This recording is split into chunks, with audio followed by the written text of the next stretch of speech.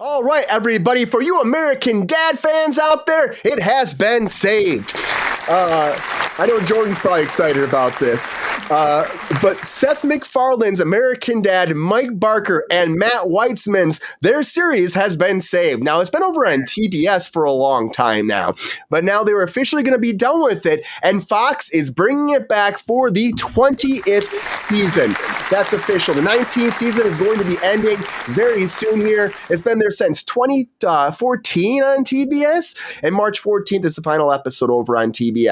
So guys, everybody this thing is to be canceled, but nope, Seth MacFarlane has another show saved by Fox, who started it before and is bringing it home one more time. Get ready for more American Dad. And speaking of America's Dad, of course, D'Onofrio was coming back for Meet the Parents, and Meet the Parents 4 has found a director, guys, John Hamburg. Now, John Hamburg, if you haven't heard of him before, he actually helped write the first 3 movies, and now he's coming on to help pen the 4th movie and direct the movie as well. Queen, I wasn't really big into American Dad, too. I know Jordan was, and that alien guy on there that Jordan liked so much. I don't know. Roger. But I was more of a Family Guy person myself too. But you know, there was some good stuff there too. There was some good stuff. I love Meet the Parents though. Meet the Parents 4. I hope it's good. What the last one was called, Little Fockers, I think. I mean, I feel like kind of went off the rails after a while. No, not a you. Like, what are we gonna have next? Grand Fockers or I don't know, Sons of Fockers or Motherfuckers? Like, what are we gonna have? I don't know. It might be Motherfuckers. It's got to be Motherfuckers. There we go. We coined it tonight. It's got to be that. But Ben Stiller's coming back. D'Onofrio is coming back. The whole clan's coming back. And, of course, I said Hamburg's going to be directing this and writing it as well. Can't wait to see it. Hope it does well. I love what Ben Stiller's done with this, but I love more what he's done with Severance, guys. And Severance has officially ended his 2nd season. The finale is out. And a 3rd season is coming. Yes, the 3rd season has been picked up. Thank you. There were a few episodes in this season I thought was cool, the character studies, but I was like, get back to Lumen, get back to the story. And we got that last 2 episodes, and the last episode at 77 minutes really blasted the walls open, answered a bunch of the questions, and really left us hanging for the next season. I think it was a very fitting ending. Crazy deaths and amazing acting. Guys, I loved it so much. It was what we needed in this television series to get the momentum for season 3, and I can't wait to see it, and I hope it's not 3 years. They've already said, Ben Stiller said, because it was a 3-year gap. 3-year gap. He's still making movies. He still is. 3-year gap, though. And he said it won't happen again. That was because of the strikes, because of COVID. There was so much that happened. He said they're going to get back to work right away. So get ready for a Severance season 3 quicker than before. And I got to say, everybody in Severance probably has to get their head checked out. And Shrinking is coming back, guys. And Jeff Daniels is signed on to play the father of Jason Segel's character on Shrinking, which I love. They're shooting right now in LA. It's one of the few productions. You're right. I love Jeff Daniels, Ron. Right, Ronald, he's so great. And he's from Michigan, fellow Michigander himself, which I love that as well. Shout out to our Michiganders out there. It's really weird, Queen, but it's so interesting. It's so different, Severance. But Shrinking is a lot of fun. You got, of course, Jason Segel, like I said. You got Harrison Ford looking to win an Emmy. Come on, guys. He's so great on this. And bringing Jeff Daniels. It's an all-star cast on this show. It's fantastic. I think he's going to fit in very well. I can't wait to see what he brings. And a limited character they're saying for this season, but I can't wait to see what he brings to the cast. I'm super excited about this. And it's doing fantastic. But something else that's been going on for a long time, it's kind of petered out, though, has been the Bourne Legacy series, guys. But now Bourne is being shopped around. Oh, I see Jordan shaking his head. And I see Ronald, too. Jason Bourne's being shopped around. And right now... like the books.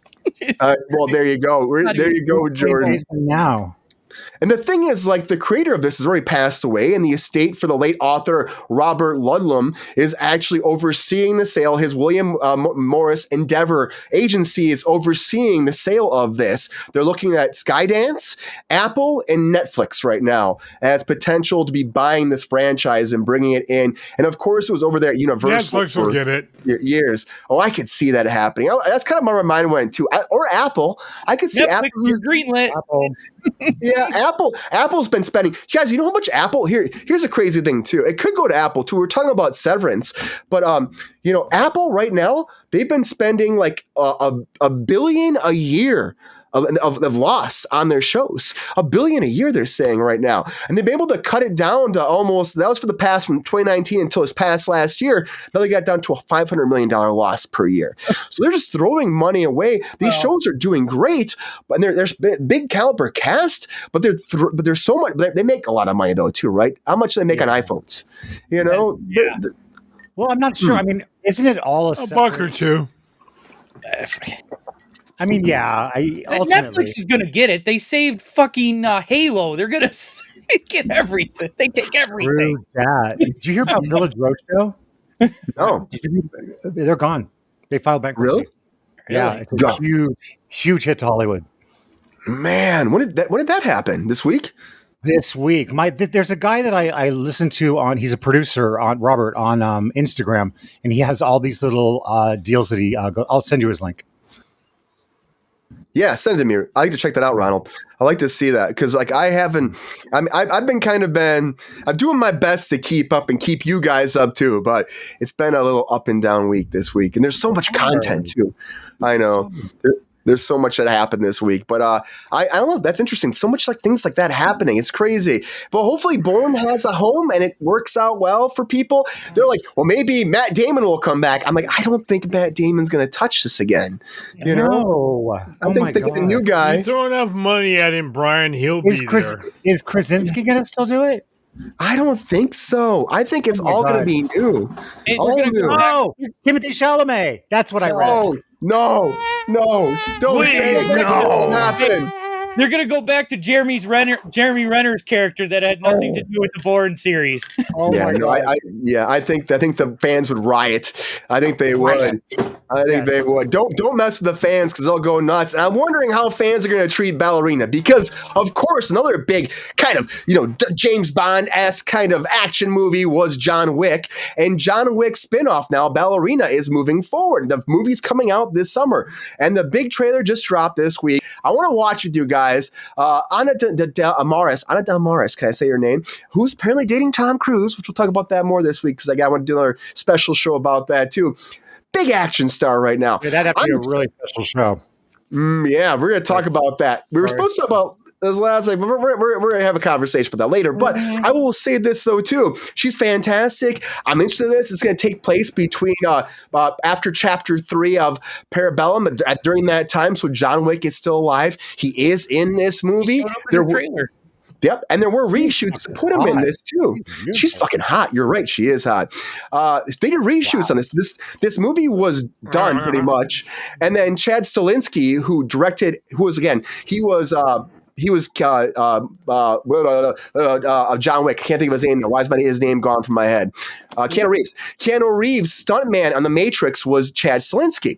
And he brought the script for John Wick 1 to him and said, hey, can we do this? Keanu said yes. And now Chad Stahelski is in charge of all of these movies. He's done all the John Wick movies. He's in charge of Ballerina. He came in and did reshoots because he wasn't in charge first. They weren't happy with it. He did reshoots to bring John Wick into the story. And now the movie's coming out. So I'm intrigued to see if it's going to be great. What do you guys think? Here's the trailer for Ballerina.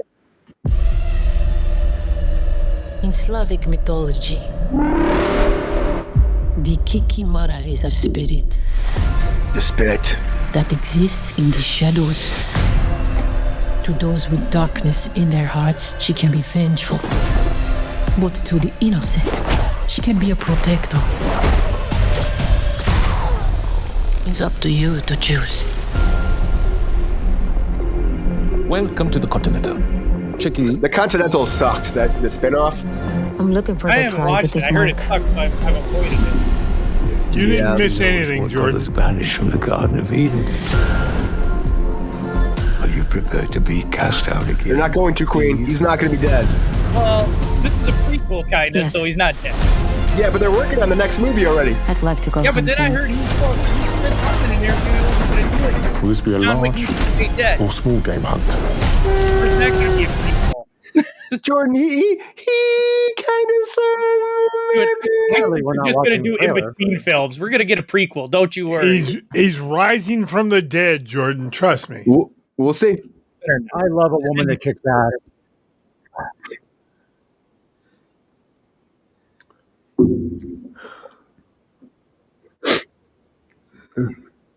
Norman Reedus. He's great. That needs to be our Ghost Rider. She is flat out hot. Damn right. She looks like she'd be great in this.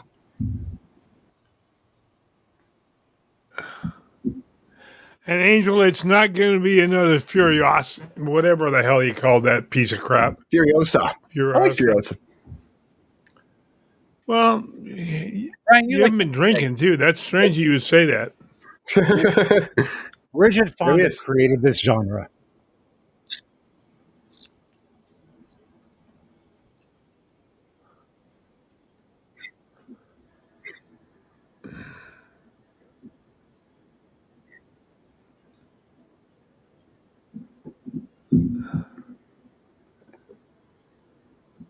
I like throwing the axe at the guy.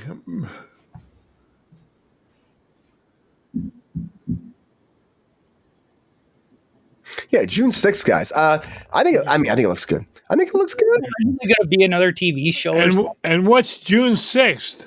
Anybody know? Is that a special day? That's when Gil's birthday. It's a very historical day. Oh. Tell us, GR. Get in there, GR. D-Day. Oh, yeah. June 6th, 1944. I thought you were going to say that. And I'm like, that's too obvious. Do you think that was planned, GR? Probably. D-Day for this. Hopefully, it's not D-Day for the John Wick franchise. That's all I'm saying. Definitely not. Hopefully not.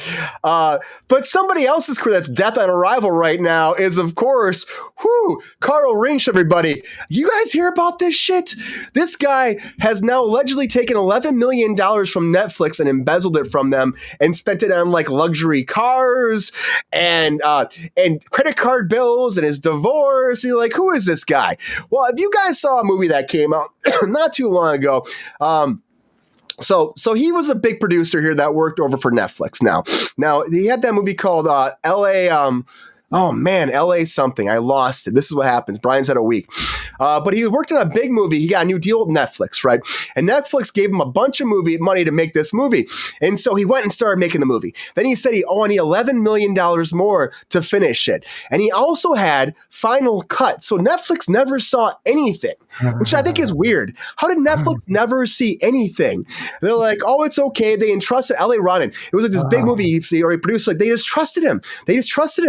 And so he went ahead and had all these. Here's what the FBI said. They're actually charging him for stealing more than $11 million from a prominent streaming service to finance lavish purchases and personal investments instead of completing a promised television series. So the whole series, it said that Keanu Reeves was going to be in it too. And they had all these. He never delivered it? He never delivered it. Never delivered anything. Not one. Never. He didn't think big picture. Whoa. Not one big picture. This 47-year-old director, he was charged with one count of wire fraud, which carries a maximum of 20 years in prison, one count of money laundering, a maximum of 20 years in prison, 5 counts of engaging in monetary transactions and property derived from specified unlawful activity. Each carries a maximum sentence of 10 years in prison. So the rest of his life, guys. But they started with giving him $44 million for the first project. It was called White Horse. And then after that, he asked for the next $11 million. And they just said, okay, because they said, oh, post-production, whatever. They trusted the guy. And then this was in like 2020. Right? This has been going on for a long time. And then they actually wrote off $55 million because they didn't get that money from him. And then they sued him. And now he owes them $12 million and they never paid. And so now he's being charged for scamming Netflix. Wow. That's insane. I'm like, how does it get this far? Like, how do they even let this happen? Like, how does Netflix not be like, we should see some tapes just because we gave him Final Cut? Don't you see any dailies? You see nothing? He spent it on cryptocurrency, luxury. They said, okay, he spent almost $2 million of credit card bills, almost $2 million on lawyers for his divorce. $395 million to stay at Four Seasons hotels, rental properties, $3 million on furniture and antiques, 2 mattresses. Don't forget the cars. Oh yeah, he spent $2 million on 5 Rolls Royces and a Ferrari. Rolls Royce. I don't know, and also $652,000 on watches and clothing, guys. Wow. I have no idea, and I'm just like, how do you spend $2 million on 1 Rolls? How do you do this? How does Netflix let this happen? But this is a big case, and Netflix is pissed. But you know what? They still got money to give to Darren Aronofsky to make the new Cujo movie, so I guess they're okay. They're doing okay. You know, because Cujo is coming. The dog thing? The dog thing, the reboot of the dog thing from Stephen King. That's the thing. Woof! We talked about this last week, that this is coming, guys.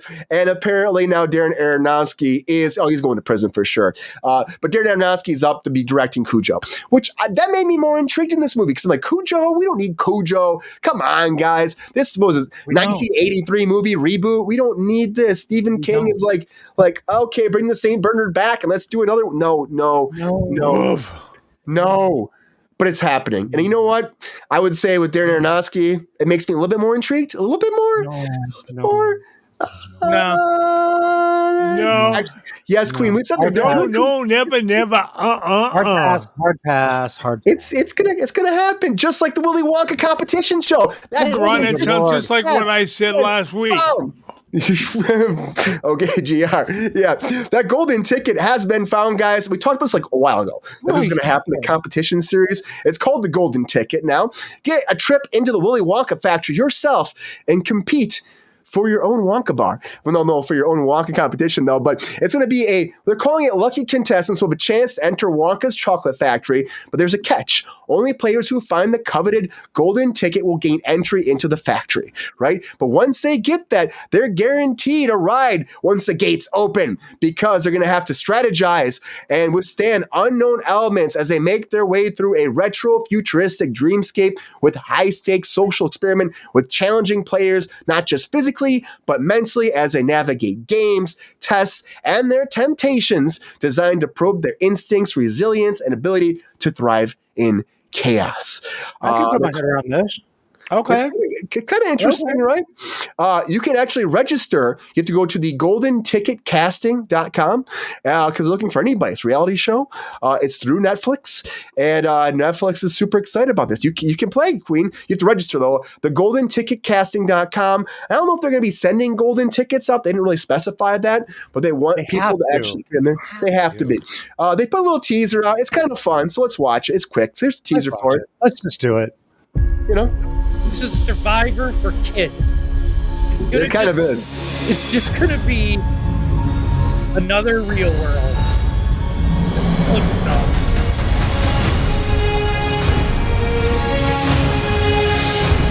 Probably, David. Imagination. I love that. Right? That's it. Oh, that is brilliant. It's super simple. Probably David.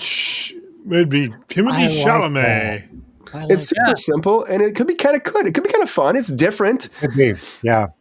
I'm kind of shocked this is even happening, but they got the rights to it. And they made it happen. So intrigued about that golden ticket, and I just thought it was the coolest thing when I was a kid. Good question. Do you think Angels, right? They get to eat all the chocolate in the chocolate factory. Can you imagine? They just have a bunch of. They're going to make it like the real chocolate factory, which is kind of cool. Wow. Will that bring Willy Wonka back to life? I don't know. Timothy Chalamet.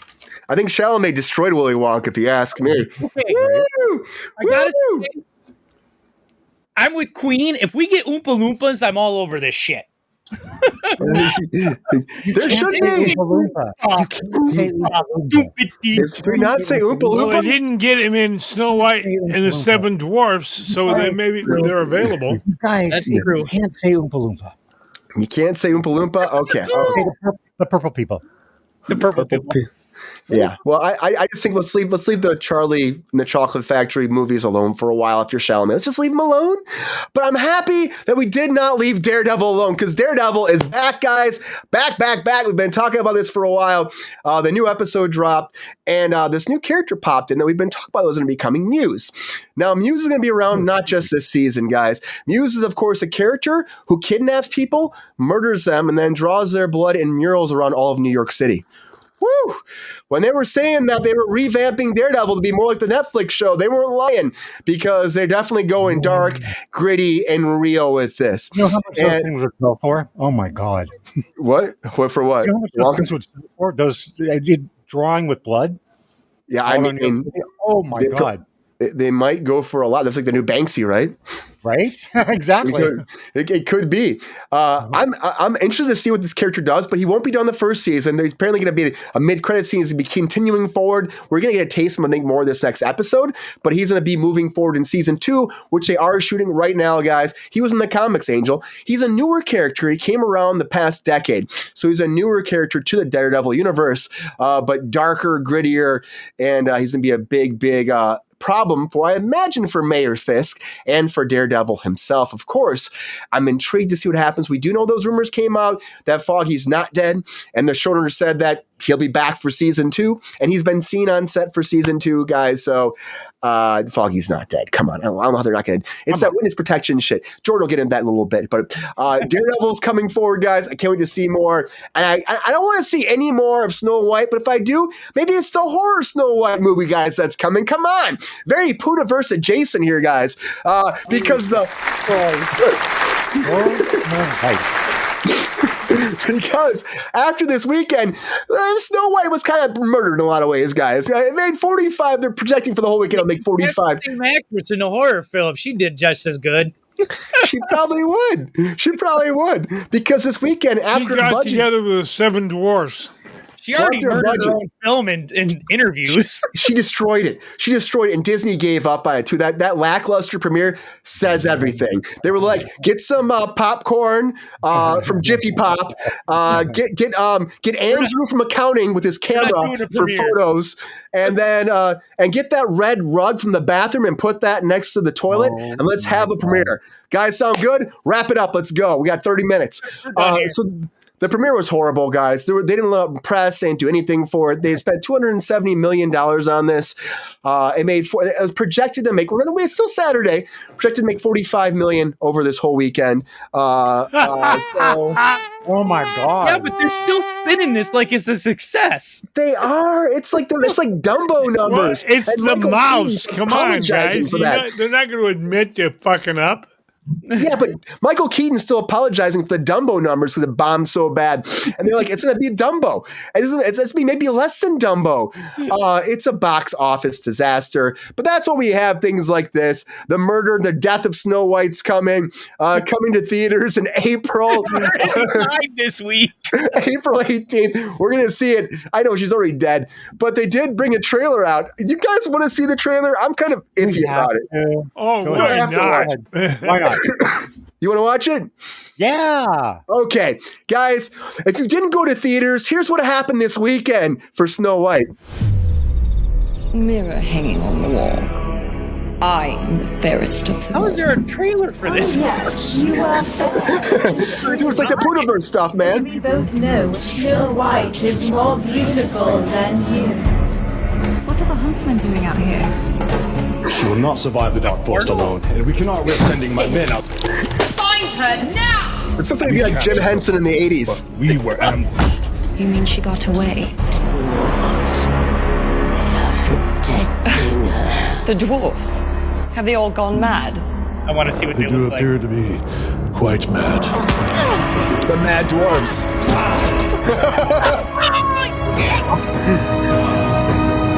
Take this.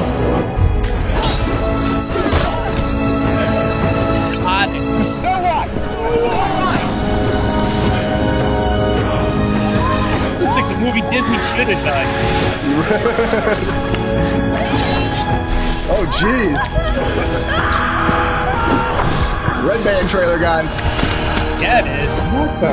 Take a from her chest. I shall have it all. She's getting together with the dwarfs. I'm intrigued, actually. This is sad. What the fuck? A lot of breaking news, everybody. A lot of breaking news. This looks better than the Disney version, Queen said. Well, yeah, I agree. That was controversy with that too, because they were going to use real they didn't using CG characters for the dwarfs. You know what I mean? They got one dwarf in the movie, like he's the Tolkien, and he's on the other team. That. You can't say that. You have to say little people. I thought I'm saying, okay. No, I'm saying for the characters. We're not in the 80s anymore. For the Ron. characters, we can say what they are. They're dwarfs. For them, they were gonna have real little people. Yeah. And then what happened was Peter Dinklage had said something that it's against them. Peter. Yeah. And then the community was pissed off because that's 7 jobs we would have had that have been big paying residual. Hollywood were pissed at Peter Dinklage for just and so they did reshoots and they made them all different size. They made them all different people, all different 6 feet was tall. One was it was one was 5 feet, one was 4 feet, one was 7 foot. You know what I mean? And then they recast it into being CG characters. And then you had Rachel Zegler be like, those other 7 people. You know, the 6-foot people and I read an article that says, so there's not a prince. He's a rebel or a renegade or whatever. His band of men, like Robin Hood, he has 7 people, and that's who those are. The big one, the small one, the little person. Oh, really? Oh, yeah. God. So they just completely... dwarves. And then it's like they did reshoots and said, we'll just make these real actors. We'll just have him with the prince. He's just... Oh my god! Oh my god! Yeah, so they took a story and bastardized it. Well, supposedly it doesn't end with her waking up. That's just the end of the 2nd act. That leads to the 3rd act where she storms the castle to take her kingdom back. Does she lay her blonde hair down the window, or that was a different movie? I think it's a different one, Ron. But maybe she does so. Who knows? Who knows what Disney's doing these days? They don't. There's whatever. Hey, Brian, you mentioned something earlier, and it made me think. Do you want Mike Barker on the show? Yeah, why not? I used to be related to him. And when you said that name, I'm like, oh, wait, I used to be related to him. And I remember when he shopped the show 20 years ago. Ron, that'd be awesome. That'd be really cool. I'll get a hold of him. All right, that'd be really cool. That'd be a good conversation to have now, you know? Yeah, I have a fun little thing for you too about Original Sin. Yeah. Apparently, it was a complete shit show. You know, they're doing number 2. Yeah. But it was a complete shit show. I have a friend who literally quit mid-season. Oh, really? You just couldn't handle it? It was just all over the place? All over the place. The hours were ridiculous. Yeah. And the person that she quit from actually wanted to know if she wanted to come back for the 2nd season. Left once. I enjoyed the show, but I had a friend that stood in it a little bit, and she said the hours were long. But she was like, I'll take it because no one was working, so that they were all loving it. Yeah, they were loving making the money.